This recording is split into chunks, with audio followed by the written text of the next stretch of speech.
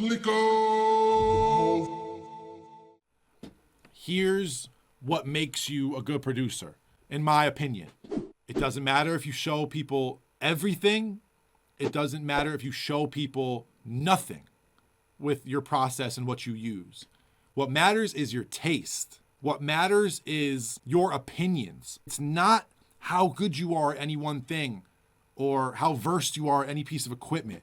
It's your taste. It's when someone says, does this sound good or does this sound good? Your answer is what makes you a good producer. And I know that seems like super random and super like ethereal. It's like, oh, where do you grab that from? I can make beats and then see how well those beats do and then have people compliment them and then and that shows me that my work is good. I can't know if I have good taste or not. I can't know if my aesthetic choices are going to make other people happy. It's really hard to think of yourself as a great producer because you have good taste. You know what I mean? If you're like me, that's not good enough. Like in my mind, that was never good enough. For me to believe I'm a good producer, I need to put out hundreds of songs. Now I've put out hundreds and hundreds of songs with people, and I've kind of realized like the beats aren't what make me someone that these artists want to work with. Like the sound choices I use aren't what make people come to me. Whether I'm secretive about how I make my beats or I show people everything with how I make my beats, it doesn't affect the people I really want to work with wanting to work with me. It doesn't affect it. I've had parts of my career where no one knew how I did shit, and now I'm in a part of my career where I'll literally explain every little thing. It doesn't fuck up sessions for me or make the sessions for me, either way. I just realized over this last month that what makes me as a producer, what makes me valuable in a room full of artists is not my ability on the computer or on an instrument. It's being able to see this big picture, having a bit of understanding about technical stuff, harmony, songwriting and arrangement, mixing and mastering, all these different things. Like that's what makes my work. That's what makes me someone that an artist needs. If an artist doesn't need you, you feel like shit. If you go into a room and all you're doing is playing really, really, really, really good beats, if it's an artist you really want to work with, you probably want to work with them because they're amazing. They probably can get other really, really, really good beats. But it's harder to find someone who's really honest and can make all the stuff that they need on the computer and can maybe play an instrument and can help with some engineering or at least know good engineers or at least know where to start to improve what's going on. Like, I'm not saying that's me. I'm just saying someone who does multiple things is harder to find. Somebody who has a lot of knowledge in a lot of areas is harder to find than someone who makes really good beats these days. There's so many people who have so much talent, but don't necessarily have the best taste. You know, like I went to Berklee School of Music. It's 40% international, which means it doesn't matter how good you think you are in your high school, in your city, in your state, in your country. The best people from another country are going to pop in and show you how good you really are not. I knew I wasn't a guitar player the first day I went to college because I was around such amazing musicians.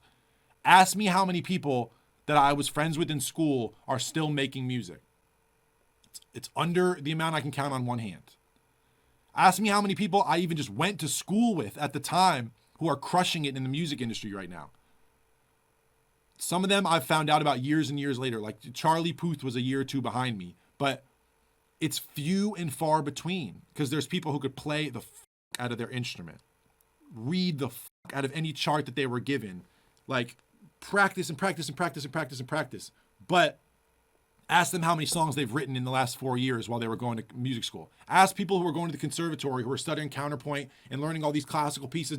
How many songs have you written in the last 4 years since you were at music school? It's really hard. Think about going to college or going to music school, having to take 8 classes because everything's half credit. You're taking a bunch of classes every semester. You have so much music shit to learn.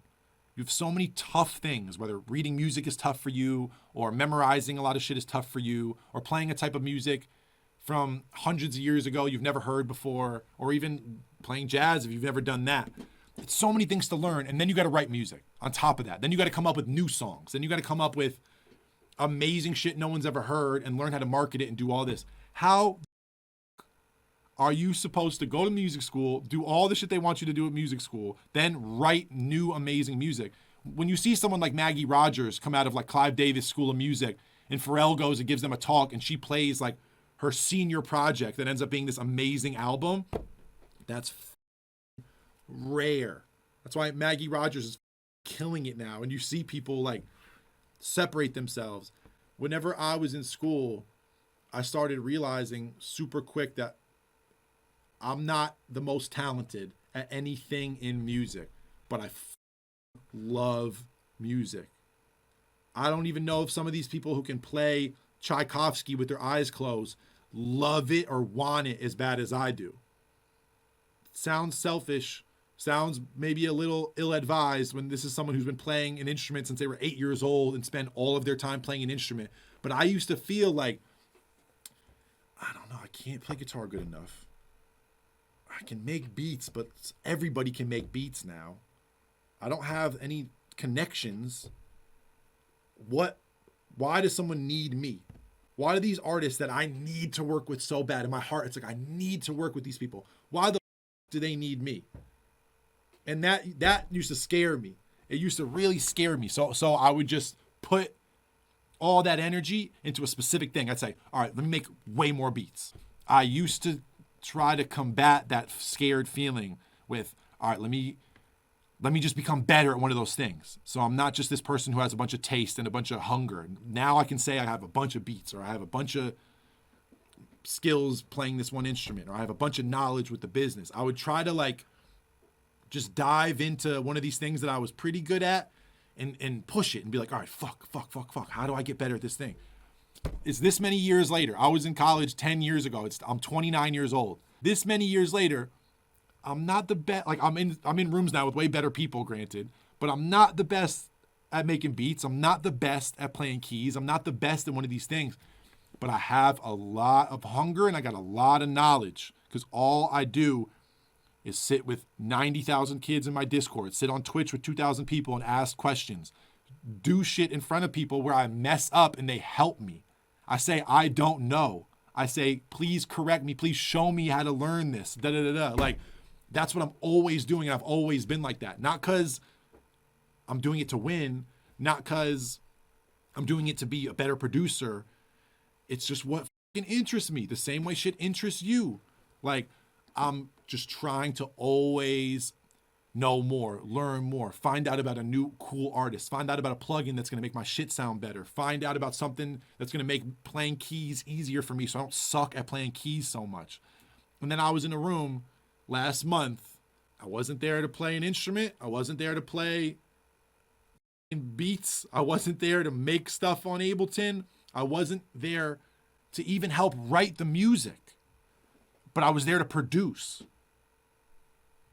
So what the does that mean? Have an opinion. It means tell people what you think. Ask questions. Someone said, Kenny, you're lying. Yoruba is the key to success. Honestly, this just in. Fuck everything I just said. Just smoke a bunch of weed and drink a bunch of caffeine and you'll probably be all right.